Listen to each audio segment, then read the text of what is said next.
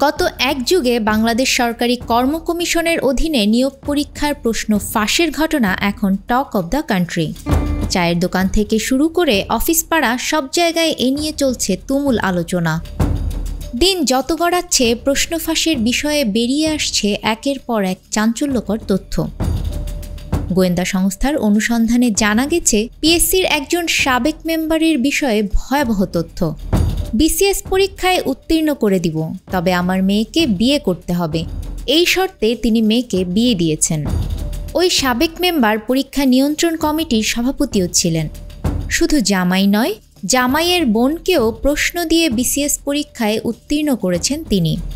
ফাঁস হওয়া প্রশ্নের মাধ্যমে 1995 সালে 15তম বিসিএস পরীক্ষায় জামাই ও তার বোনকে উত্তীর্ণ করা হয়েছে।